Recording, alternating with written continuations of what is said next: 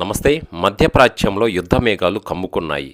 Iran, Israel మధ్య మొదలైన ఈ పోరు కేవలం రెండు దేశాలకే పరిమితం కాలేదు. గల్ఫ్ దేశాల ఆర్థిక వ్యవస్థలను గుండెల్లో రైళ్లు పరిగెత్తిస్తుంది. ముఖ్యంగా గ్లోబల్ హబ్గా పేరుగాంచిన దుబాయ్ భవిష్యత్తు ఇప్పుడు ప్రశ్నార్థకరంగా మారిందా? యుద్ధం తీవ్రమైతే దుబాయ్ సామ్రాజ్యం కుప్పకొలనుందా? దుబాయ్ కేవలం ఇరాన్కు కొన్ని వందల కిలోమీటర్ల దూరంలోనే ఉంది. ఇరాన్ తన ప్రాక్షీల ద్వారా లేదా నేరుగా దాడులు చేస్తే యుఏఈ రక్షణ వ్యవస్థలు ఎంతవరకు తట్టుకోగలవు? ప్రపంచ చమురు సరఫరాలలో 20% ఇక్కడి నుండే జరుగుతుంది. మరి ఇది మూతపడితే దుబాయ్ పోర్ట్స్ డీపీ వరల్డ్ పరిస్థితి ఏమిటి? గతంలో దుబాయ్ ఎయిర్పోర్ట్స్పై హౌతీ రెబల్స్ చేసిన దాడులు గుర్తులేవా? దుబాయ్ ఆదాయంలో పర్యాటక రంగం వాటా చాలా పెద్దది. యుద్ధం అంటేనే పర్యాటకులు పారిపోతారు. మరి ఇరాన్ మీదుగా విమానాలు వెళ్ళలేవు కదా. దీనివల్ల ఫ్యూల్ ఖర్చు పెరిగి విమాన రంగం కూడా కుప్పకూలిపోతుంది. మరి పర్యాటకులు దుబాయ్ని సేఫ్ డెస్టినేషన్గా భావించకపోతే హోటల్స్ మరియు మాల్స్ వెలవెలబోతాయి, కుప్పకూలిపోతాయి. మరి దుబాయ్ అభివృద్ధి అంతా విదేశీ పెట్టుబడులపైనే ఆధారపడి ఉంటుంది. మరి యుద్ధం జరిగితే ఇమేజ్ దెబ్బతింటుంది దుబాయ్కి. మరి పెట్టుబడిదారులు తమ డబ్బును సింగపూర్ లేదా యూరప్ వైపు మళ్లించే అవకాశం అయితే పూర్తిగా ఉంది. కానీ ఇక్కడ ఒక ట్విస్ట్ మాత్రం ఉంది. రష్యా ఉక్రెయిన్ యుద్ధం జరిగినప్పుడు రష్యన్ల డబ్బు దుబాయ్కి వచ్చింది. ఎలా అంటే ఇప్పుడు ఇరాన్ సంపన్నులు కూడా దుబాయ్ని ఆశ్రయిస్తారు. దుబాయ్ ఊరికే కూర్చోదు, వారి దగ్గర ప్లాన్ బి కూడా ఉంటుంది. ఎందుకంటే దుబాయ్ పని అయిపోయిందా అంటే ఇప్పుడే చెప్పలేం. ఎందుకంటే తొందరపాటు పడి దుబాయ్ పని అయిపోయిందని చెప్పలేం. చరిత్రలో దుబాయ్ ఇలాంటి ఎన్నో సంక్షోభాలను తట్టుకుంది. కానీ ఈసారి యుద్ధం ఇరాన్ సరిహద్దులు దాటి విస్తరిస్తే మాత్రం దుబాయ్ ఆర్థిక వ్యవస్థ కోలుకోలేని దెబ్బ తింటుంది. ఇది మాత్రం ఖాయం. శాంతి నెలకొంటేనే ఈ ఎడారి అద్భుతం మరిన్ని వెలుగులు చూస్తుంది.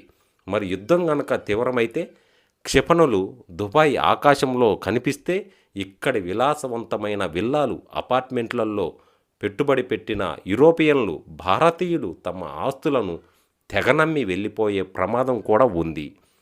మరి ఆస్తుల విలువ ఒక్కసారిగా పడిపోతే అన్ని రంగాలలో బ్యాంకింగ్ రంగంపై ముఖ్యంగా ప్రభావం పడుతుంది.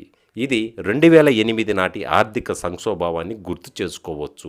ఇక్కడ ఒక ఆసక్తికరమైన పాయింట్ ఏంటంటే రష్యా ఉక్రెయిన్ యుద్ధం మొదలైనప్పుడు అందరూ దుబాయ్ పని అయిపోయింది, దుబాయ్ దెబ్బతింటుంది అనుకున్నారు. కానీ జరిగింది మొత్తం రివర్స్ అయింది.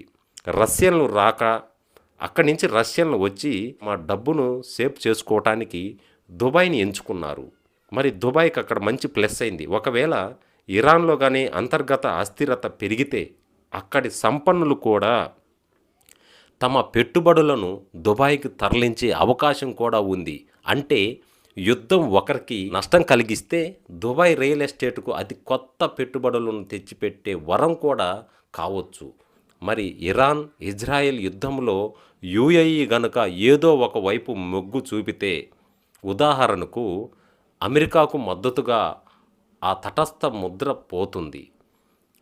మరి ఎప్పుడైతే ఒక నగరం యుద్ధంలో భాగస్వామి అవుతుందో అక్కడ రియల్ ఎస్టేట్ మాత్రం జీరోకి పడిపోతుంది. ఎందుకంటే అక్కడ పెట్టుబడిదారులు రాజకీయంగా స్థిరంగా ఉన్న సింగపూరు లేదా స్విట్జర్లాండ్ వైపు చూస్తారు. ఎందుకంటే నిర్మాణ రంగం అక్కడ పూర్తిగా జీరో అయిపోతుంది. కాబట్టి మెటీరియల్ ధరలు అమాంతంగా పెరిగిపోతాయి. యుద్ధం వల్ల సముద్రం నుంచి వచ్చే మార్గాలు అన్నీ మూతబడిపోతాయి.